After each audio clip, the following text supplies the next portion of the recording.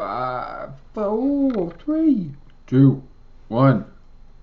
Boom! Live on YouTube. Hey guys, I'm Dan Salem. Give me 2 seconds so I can go live on Facebook. And in 3, 2, 1. What? Alright. Alright, this is an NFL Super Bowl Patriots celebration. I'm Dan Salem. I am live on 2 platforms because one wasn't good enough. YouTube, BuzzChomp. I'm on YouTube Live. Apparently they are launching a new mobile live version of YouTube Live. It's pretty damn good as far as I can tell. You tell me otherwise if you don't like it. I'm also on Facebook Mentions, Facebook Live, at the Dan Salem. I'm going to tweet this sucker out at the Dan Salem on Twitter, and then I'm going to retweet it on BuzzChomp with an extra Z on Twitter. That is Buzz with an extra Z on Twitter. Give me 2 seconds for these logistics, and I'm tweeting away. Oh, I tweeted it. All right, and now let me retweet it. Oh man, that was a good Super Bowl, right? It was a pretty darn good Super Bowl for a quarter. No, okay. It was a great Super Bowl for 3 quarters if you were a Falcons fan, and it was a great Super Bowl for a quarter and a half if you were a Patriots fan. And for everybody else, I'd say the second half of the first quarter and the last half of the fourth quarter were good.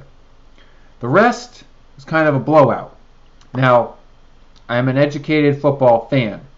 I am well aware of the New England Patriots. I am a Jets fan. I have watched them play far too many times. I never thought the game was going to end in a blowout. I never thought it would happen. Tom Brady, Bill Belichick weren't going to let it happen. But I also did not believe the Falcons were going to let their lead completely evaporate. I also didn't think that they wouldn't just completely run the ball and run out the clock. They have 2 great running backs. Their offensive coordinator was already envisioning what he's going to do in San Francisco. He accepted the new head coaching job there, and perhaps his mind wasn't on his money, but his money was on the mind. Blah, blah, blah, whatever. He lost the Super Bowl. Can't take that one back. I say that because for the first 3 quarters, the Falcons just destroyed things. And we're up like 28-3 or something. 28-9, 28-3. And it wasn't particularly close. And New England couldn't get anything going. And the Falcons looked unstoppable. Then New England found a way to get in the head of the Falcons on offense and be unstoppable of themselves on offense. Now, I mean, Atlanta's defense was always bend or not break. So the fact that they gave up 28 points to the Patriots, that's pretty good. The fact that the Falcons could not get 31 was pretty bad because they had 28 and they had multiple opportunities. They think they had the ball like the 10-yard line, first and goal, and they didn't get a field goal. They ended up flubbing it away. More than once in the fourth quarter did they give this game away. But we are here to congratulate the New England Patriots and say celebration. This is parade day in Boston. Woo, woo! Congrats, Patriots. Even as a Jets fan, I can give it up. You were the best team in the division, the best team in the conference, and you won the Super Bowl. I'm not sure if you were the best team in the league, but it doesn't matter because you're the champions. The champions speak for itself. This is your 5th Super Bowl in 7 Super Bowl appearances. That's just amazing. Now, my brother and I wrote about whether Bill Belichick and Tom Brady were the best quarterback-coach pairing in all sports on Monday on BuzzChomp.com. That's BuzzChomp.com. And tomorrow on NFL Spin Zone, we will be writing about whether Bill Belichick and Tom Brady are the best quarterback-coach duo in the NFL. So I say player-coach, all sports. Go over and read on BuzzChomp. This is a debate. Player as a quarterback coach in the NFL. That's also a debate. Now, Brady and Belichick have played together 16 years and been in the Super Bowl 7 times. So, my brother likes to say, yes, they were the best ever in the NFL, simply by degree of difficulty. But there were multiple seasons when they didn't reach the Super Bowl. And other great Hall of Fame quarterbacks knocked them off. Manning, for example, a couple times. And we're comparing these to like the likes of Vince Lombardi and Bart Starr and Tom Landry and Staubach, and you got Joe Montana and Bill Walsh. So this is a tough NFL debate. Now, Brady and Belichick aren't done. So that kind of factored into where I ranked them. You'll have to read on NFL Spin Zone tomorrow for the deets. They will be on my Facebook page, The Dan Salem. So if all of you guys go check it out there, you'll find it tomorrow. But basically, they played together 16 seasons. They have defined the New England Patriots. Before the two of them won a Super Bowl, the Patriots were a completely forgettable franchise. They were an afterthought in the AFC East. It was all about Miami, Buffalo, and the Jets. Oh, and then there happened to be this team called the New England Patriots who kicked it around a little bit, and I think they made the Super Bowl once. They were forgettable. They had zero history to speak of, and I honestly could not tell you more than one player on their team pre-Brady Belichick, because why would I? They didn't do anything. The Buffalo Bills had made 4 straight Super Bowls. They lost them all, but they made them. And the Miami Dolphins had Dan Marino, made a few Super Bowls. And the Jets have always been the laughingstock, so they made headlines. Sorry, not sorry, that's just the facts. But now New England is on the map. They have one of the greatest dynasties in NFL history. Now, the tricky part is this one dynasty or 2 dynasties? It's the same coach and quarterback, so you could call it one big dynasty. But I always thought of a dynasty as multiple titles, correct? Multiple championships. Michael Jordan won 6 and 7 years, right? 2 three-peats. That's one dynasty, 6 and 7 years. Now, Brady and Belichick won 3 out of 4 and have just won 2 out of 3. But they were separated by 10 years. It's not the same dynasty. They've had 2 separate dynasties. The first one was a dynasty, 3 out of 4. This now is officially a dynasty, 2 out of 3 years. They go again and win next year, 3 out of 4 again. That's incredible. I mean, they've already set the record for Brady's got the most Super Bowl wins as a player. And Belichick, he's getting up there. I mean, Lombardi's got 7 titles, but only 2 of them were Super Bowl titles. So it makes it tricky to compare when the league wasn't formed and he won so much. But I can't call this one dynasty. It's 2 separate dynasties. There was a decade in between. Yes, they made the Super Bowl twice, but both times they lost to the New York Giants. And they did not go the undefeated route with the season. They lost to the New York Giants. If they had gotten one in the middle, maybe you connect the dots, but it's separated by too much time. Both these players they've been great the whole time, but it's really 2 dynasties. I can't help but feel that way. Yet, I think they won the AFC East almost every single season. I think they only lost it once to the Dolphins. So that's a dynasty in the AFC East terms. Super Bowl, NFL level dynasty, lots of other teams have won their division a crap load with quarterbacks at the helm. I don't have the numbers in front of me on what Manning and Rodgers and Roethlisberger have done in their divisions over the course of their careers, but I believe it's not quite to the Tom Brady, Patriots, Belichick level, but it's pretty damn close. So they had a parade today. Patriots won. And in the end, it was an excellent Super Bowl, the first one to go to overtime. And it was a lot of fun because the Patriots made a wild-ass comeback. There was some miscues by the Falcons, but nothing blatantly egregious. It was more play calling, and then the Patriots just kicking it up a notch. And then even though the running back White should have got the MVP, Tom Brady got it, and it's his 4th. And I mean, who can argue with Brady getting the MVP? It's great. Whoever stole his jersey should give it back. That wasn't cool. It happened.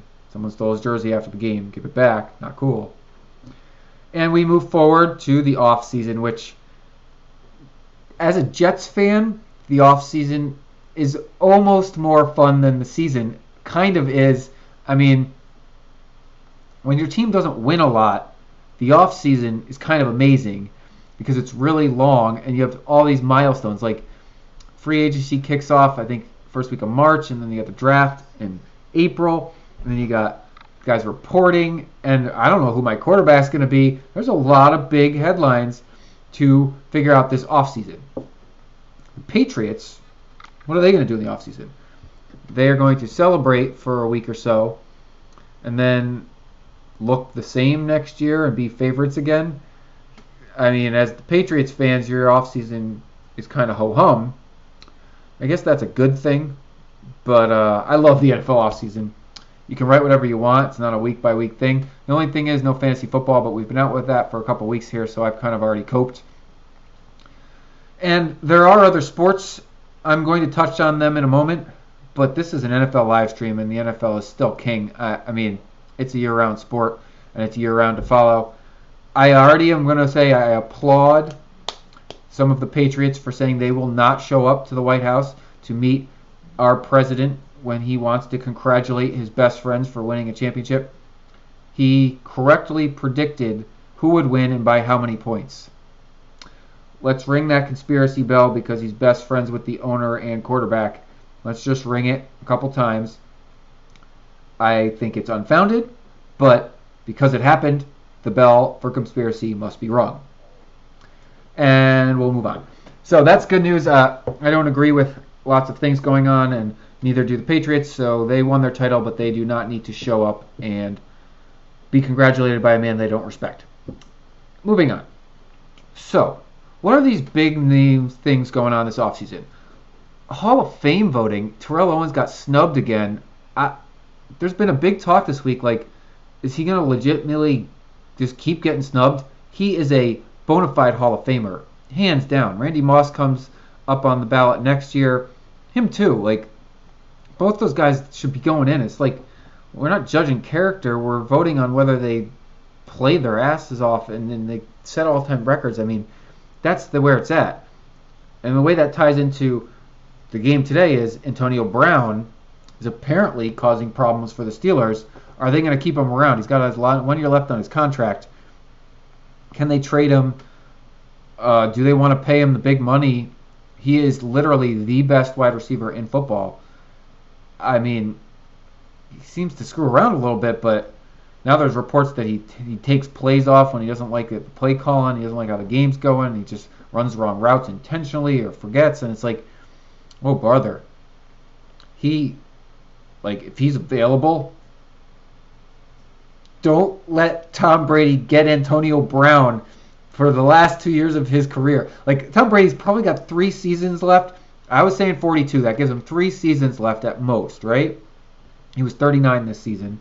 He'll be 40 years old this coming season. I give him 3 at a high level. He may play 5 more, but I give him 3 at a high level. I can't tell if I'm being generous or not. He treats his body like he should, like it's a god and it's a temple, and he keeps it in perfect shape, and it's excellent. I'm sure he does a lot of yoga. I don't know specifically, but I have to imagine because it helps me out. So he's got 3 more seasons at a top level, pretty comfortably. Now, the Patriots don't pay big for players generally, and they don't go after the big names generally. But they added Randy Moss, and then they went nearly undefeated. If they added Antonio Brown, I bet they go undefeated again. What the hell is to stop them? Like, seriously. Tom Brady does great things with an above-average receiving core. But when you get the best receiver in the game again, like that, he got to play with Randy Moss, and they nearly went undefeated. If he gets to play with Brown, I'm just like, come on, can the Jets move to another division? This is just silly. Like, I don't want to play this team twice. They're going to win it every second thing here. Like, my one wish for the Super Bowl was that Tom Brady would retire on top. I knew that it wasn't likely to happen, but I could still cross my fingers. I mean, I guess he's got a couple more seasons to go.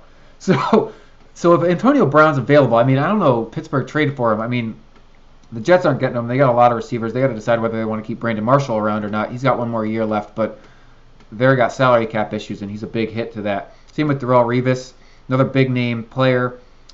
I think he'll probably renegotiate a smaller contract because he's not worth what he owed anymore. And then there's a lot of quarterback news to go around, like where will Tony Romo land? Who's going to play for the Jets? Who's going to play for the 49ers? Who's going to play? I guess we kind of know who's the Rams. The Chargers are now in Los Angeles. Do we know who the quarterback for the Texans is going to be? Are they going to keep Osweiler because they owe him a lot of money? What about the Bears? I think Jay Cutler's been jettisoned. There are a lot of vacancies on some big-name teams. Now, nobody that was actually great. Oh, I guess one big thing for me, are the Carolina Panthers going to legitimately bounce back? They were great, then they stunk. Their division Atlanta won that division. But Atlanta was just okay last year, and now they were really good. So that division flip-flops. Drew Brees is still there.